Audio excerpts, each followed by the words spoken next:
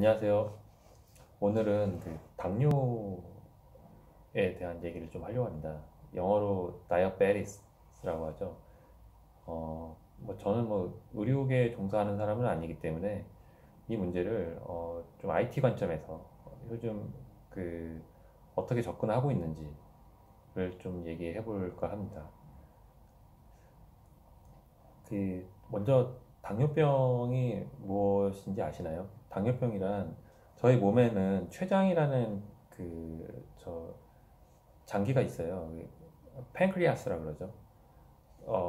몇 년 전에 스티브 잡스가 애플을 창업한 스티브 잡스가 이제 췌장암으로 수술을 받았고, 그런데 이제 안타깝게 몇 년 뒤에 이제 돌아가셨죠. 어, 참고로 이제 제가 알기로 스티브 잡스는 이제 췌장암이지 이제 당뇨병은 아니었습니다. 어쨌든 이제 저에게 있어서 췌장이라는 건 상당히 중요한데요. 인슐린을 분비해주는 기능을 가지고 있어요.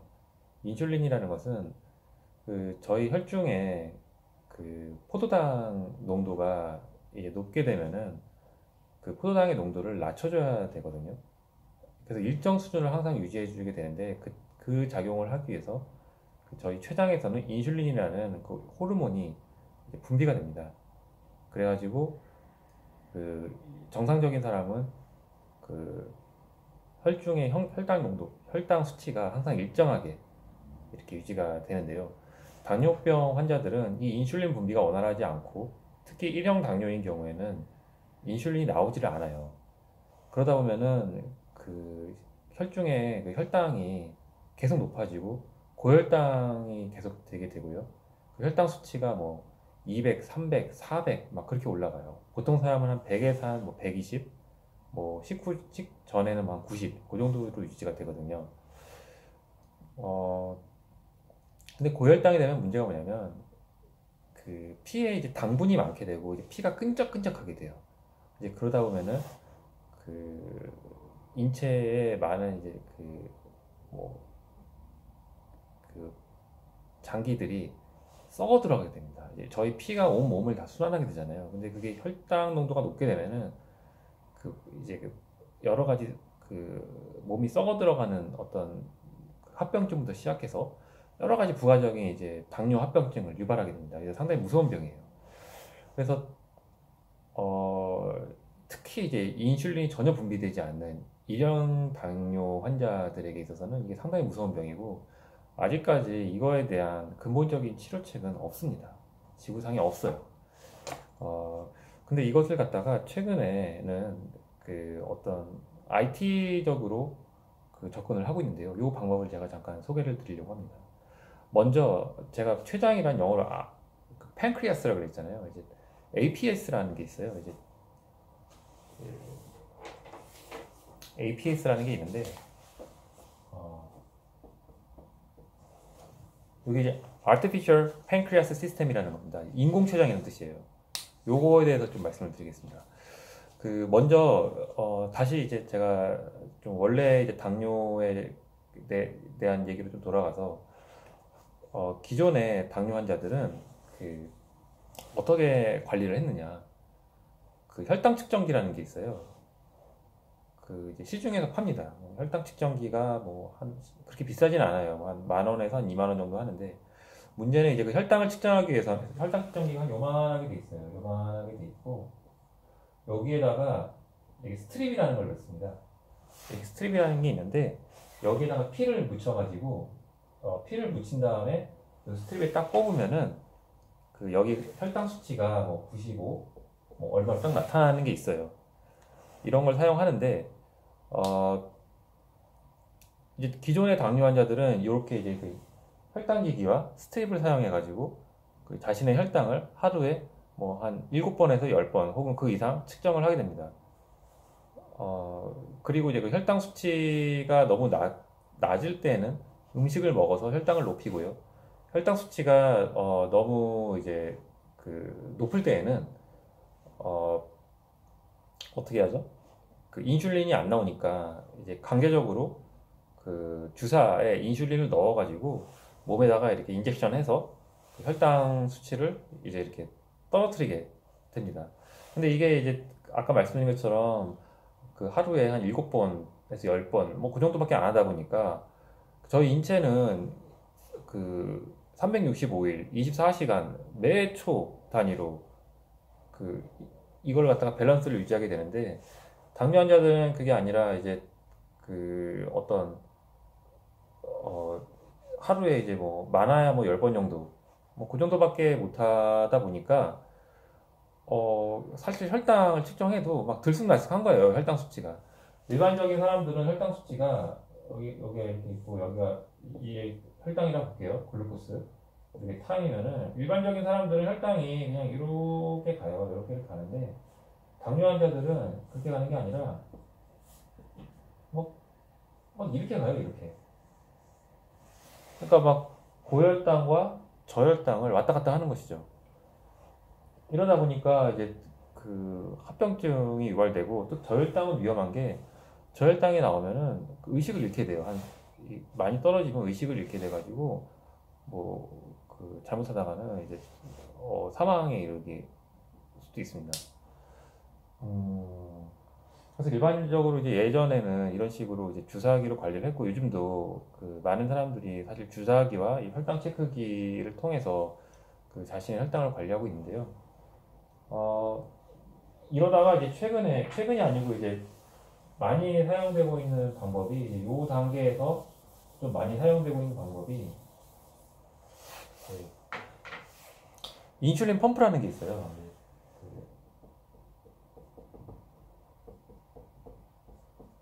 인슐린 펌프라는 게 있어서 인슐린 펌프를 쓰게 되면은 그 주사를 매번 이렇게 넣을 필요가 없어요. 이 주사 넣는 것도 하루에 생각을 해보세요. 10번 이상씩 매일 인젝트 하다 생각하면은 피부가 아예 딱딱해져요. 굳어가지고 주사바늘이 들어가지도 못해요. 하루에 7번, 10번이면은 1년이면 365번이니까 3650번을 몸에다 쏴대야 되는데 그리고 10년이면 얼마예요? 3만 6천 번을 주사바늘을 몸에 쏜다고 생각해봐요. 그러니까 이거에 대한 대책으로서 그 인슐린 펌프라는 기계가 있어서 이렇게 기계가 있고 여기에 이제 이렇게 사람이 있으면 여기 바늘이 이렇게 있어가지고 사람 바늘에 딱 꼽아 넣고 그 이제 인슐린을 투여하고 싶을 때 여기 버튼이 있어요. 버튼이 있어서 이렇게 투여 버튼을 이렇게 누르게 되면은 자동적으로 인슐린이 이렇게 몸으로 들어가게 됩니다.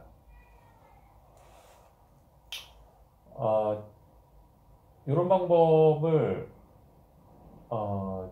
저기 이제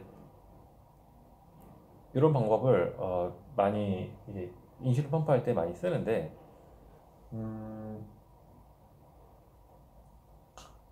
이것도 이제 문제가 뭐냐면요. 이제 좀 그 문제는 역시 혈당 체크는 그 인위적으로 해줘야 돼요. 하루에 7번, 10번을 인위적으로 해줘야 되니까 혈당 체크할 때도 그 몸에 피를 뽑아야 되기 때문에 그 여간 번거로운 일이 아니에요. 아까 제가 뭐 1년에 3650번 바늘 꼽는다고 했는데 그거는 그 저기 인슐린을 넣을 때만 하는 것이고요. 혈당을 체크하기 위해서는 또 바늘을 넣어가지고 체크를 해야 돼요. 그러니까 1년에 3650번을 꼽는 게 아니라 1년에 약 10,000번 정도를 몸에다가 상처를 내게 됩니다. 그래서 이런 어떤 혈당 체크를 계속 해야 되는 문제를 이제 인슐린 펌프에서도 피할 수가 없는 것이죠. 그리고 말씀드린 것처럼 혈당 체크를 그 하루에 약 7번에서 10번밖에 안 하기 때문에 실제 그 자신의 혈당 수치를 실시간으로 알기가 어렵죠. 예. 그래가지고 인슐린 펌프도 사실상은 그 이제 솔루션이라고 하기에는 부족한 점이 되게 많습니다. 특히 이제 당뇨 환자들의 위험한 것이 당뇨들 위험한 것이 그 저기 잠을 자고 있을 때는 대처가 안 되잖아요. 잠을 자고 있을 때 저혈당이 오면 그냥 사망으로 가는 경우가 많아요. 근데 인슐린 펌프 같은 경우 사용을 할 때 잠잘 때도 인슐린을 조금씩 넣어요. 왜냐하면 이제 너무 고혈당으로 가면 안 되기 때문에 이제 보통 기초 주입량이라 그래서 기초 단위로 이렇게 조금씩 인슐린이 들어가거든요, 몸에. 근데 인슐린 펌프의 위험한 점은 이거를 갖다가 이제 너무 용이하게 인슐린을 넣을 수 있게 돼 있다 보니까 잘못하면 저혈당으로 빠지는 위험이 있어요. 그래서 정리해서 말씀드리면 기존의 이런 인슐린 펌프와 또 주사를 사용하는 방법은 상당히 당뇨 환자들에게는 관리의 어려움을 야기했습니다. 계속 유지하였습니다. 그러다가 이제 나온 게 몇 년 전부터 이제 나온 게 CGM이라는 게 나왔어요. CGM이라는 게 나왔는데요. 이게 뭐냐면 Continuous Glucose Monitoring 시스템이에요.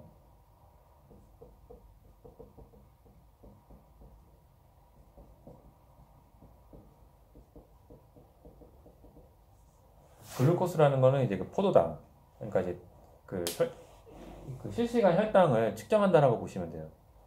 이걸 어떻게 하느냐?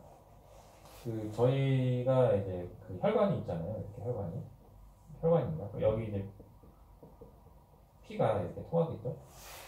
네. 그리고 여기에 뭐가 있어요? 여러 가지가 있겠지만 여기 이제 포도당들이 있어요. 글루코스죠. 이 포도당이 있는데 기존에는 바늘로 이렇게 혈관에다가 이렇게 상처를 해서 피를 뽑아가지고 이 글루코스의 농도를 측정한 거예요. 이게 혈당이에요. 근데 이렇게 안 하고 이 CGM에서 많이 쓰는 방법은 여기 이제 피부가 있잖아요. 우리가 피부가 있고 여기 피하 지방, 이제 피부 밑에 지방층이라고 해야 되나요? 저도 자세히는 전문가가 아니서 보이지만 여기 있는데 피하 지방까지 글루코스가 조금씩 올라와요. 여기 내려오고 물론 이 피만큼 정확하진 않겠죠. 네. 그래서 바늘을 갖다가 여기 센서라는 걸 달아가지고 센서라는 거는 이제 글루코스 농도를 측정하기 위한 센서라는 의미죠. 여기 센서를 달면은 피부에다가 이렇게 센서를 붙여요.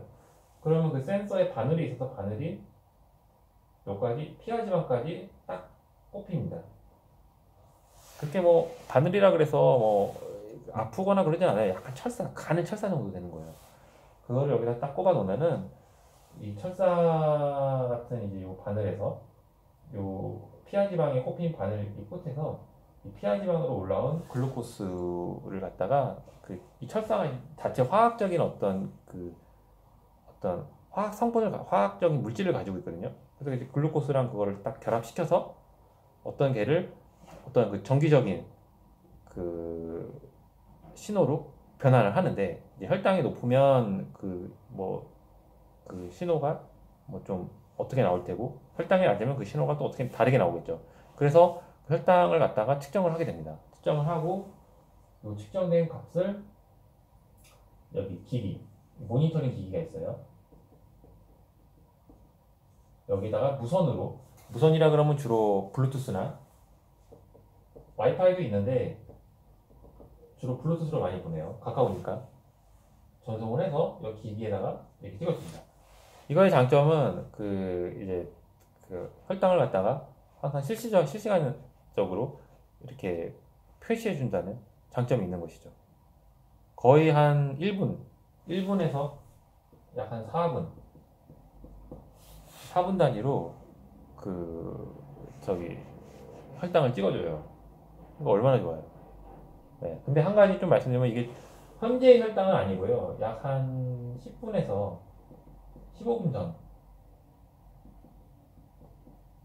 혈당입니다. 그래도 얼마나 좋아요. 한 10분에서 15분 사이에 혈당이 막 크게 바뀌거나 그럴 수도 있지만 보통은 비슷비슷하거든요. 이게 이제 CGM이라는 거고 이게 이제 APS하고 연결이 돼요. APS는 뭐냐면 지금 여기 센서가 여기 블루투스로 해가지고 여기 모니터링 기기에다가 혈당을 띄워준다 했잖아요. 근데 얘가 예를 들어서 혈당이 너무 높아요. 혈당이 너무 높으면 뭐 예를 들어서 뭐 한 300이다. 네. 그러면 얘가 바늘이 또 이렇게 인슐린 바늘이 여기 꼽혀 있습니다. 펌프죠. 네. 여기 꼽혀 있으면 여기 그림 좀 잘못 그렸네. 이렇게 되는 게 아니라 여기에 이제 펌프가 있어요. 인슐린 펌프. 얘한테 이 정보를 전달해줘요. 지금 혈당이 300에서 꽤 높다. 그러면 얘가 이 펌프가 어떻게 하겠어요? 여기 바늘이 또 꼽혀 있습니다. 이렇게 인슐린의 바늘이 꼽혀 있는데 여기다가 이제 인슐린을 좀 더 많이 쏴주겠죠. 혈당을 떨어뜨리기 위해서. 그런데 또 이렇게 하다가 센서가 측정을 해서 혈당을 측정했더니 이 측정 수치가 이제 너무 낮아요. 뭐 예를 들어서 한 뭐 80이다. 그러면 이제 얘가 또 일로 지금 80이야. 알려주면 펌프가 인슐린을 인젝션하는 양을 줄이거나 멈추게 됩니다. 이렇게 되면 어떻게 되냐? 거의 이제 그 췌장에 가까운 기능을 갖다가 이제 그 IT 기기로 유사하게 가게 되는 것이죠. 물론 뭐 실제 인체의 췌장만은 못하겠죠. 그러나 거의 이제 실시간적으로 그 사람 몸 안에 있는 그 혈당의 그 어떤 농도 수치를 갖다가 거의 사람과 유사하게 한 90에서 한 120 사이로 유지를 시킬 수 있는 것입니다. 이게 요즘 그 의료계에서는 아주 이제 핫한 이슈인 APS라는 Artificial Pancreas System이라는 것이고요. 이게 근데 되게 고가예요. 이제 보통 지금 요거를 하려면 제가 알기로 요걸 하는 게 이제 회사들이 미국계 회사 되게 여러 대형 회사들이 많이 어프로치를 하고 있습니다. 의료 회사들이 메트로닉스라든지 뭐 덱스콘 같은 회사들이 이런 시스템을 만들어서 이제 판매를 하고 있는데 가격도 뭐 거의 뭐 한 제가 알기로는 뭐 5, 600만 원 정도 하는 것 같아요. 정확하게 모르겠지만요. 그리고 가격보다도 부담이 되는 건 월 유지비가 뭐 한 40만 원? 뭐 그래요. 그러니까 너무 비싸잖아요. 그러니까 미국 같은 데는 이게 무슨 또 뭐 보험하고 연동이 돼가지고 뭐 좀 부담을 덜 수 있다고 하는데 우리나라 같은 경우는 이제 이런 게 되게 잘 어렵고 사실 많은 사람들이 알고는 있지만 선뜻 사용하지는 못하는 것이 현실입니다.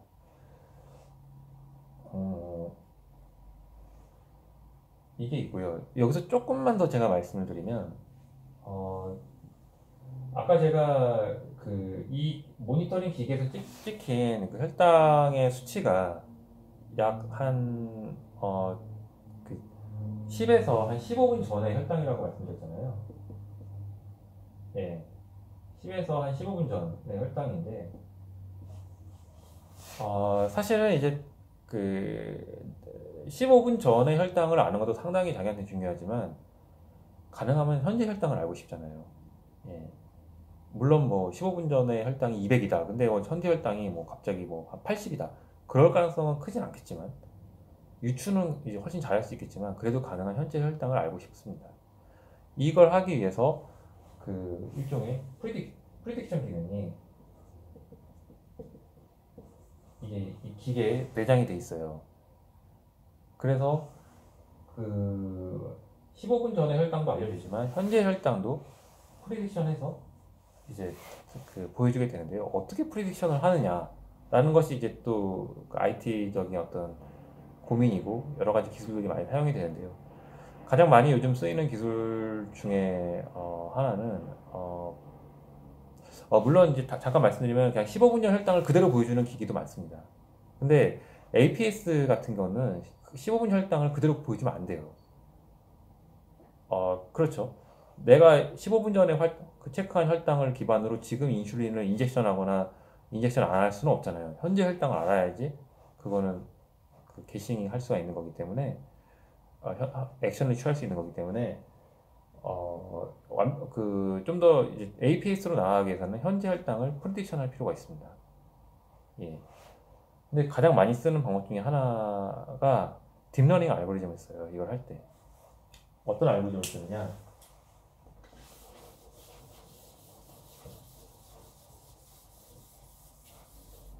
뭐 딥러닝에 여러 가지 알고리즘들이 있지만 그 타임 모델링을 고려하는 알고리즘들이 있습니다. 뭐 HNN이나 LSTM, RNN. 제가 이 각각의 알고리즘에 대해서는 따로 지금 여기 설명은 드리지 않을게요. 이거는 이제 어떤 알고리즘이냐면 그 시간의 그 어떤 순서를 고려해서 데이터가 들어올 때 그 데이터의 어떤 시간 순서를 고려해서 그 다음에 올 것에 대한 결과를 예측하기도 하고 그 현재까지 온 그 시간 그러니까 데이터들이 이렇게 지금 쭉 온다고 봐요. 이렇게 이게 이제 어, 예, 타임 1 이때 온 시간이고 이게 2, 3, 4 이렇게 데이터들이 쭉 오면은 이 데이터들이 쭉 왔을 때 그 다음에 있는 데이터가 무엇일지를 갖다가 캐싱해주는 알고리즘입니다. 그리고 그런 것도 있고요. 또 이런 것도 있어요. 이렇게 쭉 왔을 때 이 결과를 가지고 이게 뭘 의미하는지를 또 캐싱, 프리딕션 해주는 알고리즘이에요. 그러니까 이제 말씀드리면은 지금과 같이 데이터의 시간 순서가 순차적으로 쭉 들어올 때 그거를 해석해서 그 미래에 들어올 데이터를 미리 캐싱하거나 혹은 그 데이터의 의미를 해석해주는 알고리즘이 HM이나 LSTM, RNN 같은 알고리즘입니다. 원리는 간단해요. 어떻게 하냐면요. 그 여기 뉴럴 네트워크가 이제 이렇게 있다고 볼게요. 뉴럴 네트워크가 있으면은 자, 데이터가 들어오잖아요. 데이터가 이제 인풋 데이터가 이렇게 들어옵니다. 네. 그리고 이제 결과 아웃풋이 있겠죠. 네. 아웃풋이 있는데 어, 일반적인 뉴럴 네트워크는 이제 데이터가 들어오면 바로 아웃풋으로 나가게 되는데 이거는 이렇게 하는 게 아니라 여기서 얘를 아웃풋은 아웃풋대로 나오고 얘를 한번 다시 여기다 넣어요. 이렇게. 그리고 여기다 뭘 넣느냐 여기에 일종의 그 뭐 메모리 예 라고 할 수 있는 것이 있을까요? 약간 뭐 기억 장치 같은 어떤 메커니즘을 갖는 그 로직이 안에 들어 있어서 거기다 얘를 약간 넣어서 그 다음 인풋이 들어왔을 때 이 아웃풋이 기억하고 있는 이 메모리의 내용을 같이 고려해서 그 다음 아웃풋을 내게끔 그, 그 설계가 되어 있습니다. 간단하게 제가 좀 말씀을 드렸고요. 이런 원리에 의해서 그 이 아웃풋의 그 어떤 값을 갖다가 계속 그 개싱을 하기도 하고 혹은 어떤 이 아웃풋이 가지는 의미를 이 아웃풋 현재까지 입력 데이터가 들어온 것들에 대한 것이 어떤 의미를 가지는지 해석을 하기도 하는 알고리즘이 되겠습니다. 제가 이런 어떤 APS 기능을 좀 말씀드린 이유는 제가 좀 이 부분에 좀 많은 관심이 있는 사람이고 사실 제가 그 안드로이드 앱스토어에 이런 저 나름대로의 어떤 그 CGM 같은 컨티뉴어스 글루코스 모니터링을 갖다가 만드는 프로그램을 만들어서 올리기도 했어요. 물론 저는 그때는 이제 딥러닝을 쓰진 않았고 이제 좀 또 이런 센서 기반의 그 혈당을 하는 것도 안 썼습니다. 왜냐면 제가 그 기계를 만든 이유는 기존에 나와 있는 그 의료기기 제품들이 너무 고가고 사람들이 알면서도 그 제품을 접근을 못하기 때문에 제가 이제 그냥 만들어 봤어요. 뭐 또 제 아는 지인들이 또 일형당뇨인 사람들이 또 많이 계셔가지고 그런 것들을 좀 이렇게 무료로 이렇게 좀 배포를 하고 싶어서 올렸는데 안 쓰시더라고요. 예, 되게 공을 들여서 만든 프로그램인데 안 쓰시더라고요. 그래서 근데 사실 정확도가 별로 없었습니다. 솔직히 말씀드리면. 예, 그러니까 안 쓰신 거죠. 근데 이제 저는 저희 어떤 이런 시도가 어떤 비영리 업계에서도 비영리 단체에서도 계속적으로 나와서 많이 활성화되길 바라고요. 사실 그 외국에는 이런 것들을 비영리적으로 이렇게 IT 기기나 IT 의료기기나 IT 소프트웨어를 갖다 개발해서 당뇨 환자들을 도와주려는 움직임이 활발히 일어나고 있습니다. 예, 뭐 물론 뭐 어쨌든 뭐 이런 것들을 한번 제가 여러분들에게 한번 소개를 시켜드리고 싶었습니다. 감사합니다.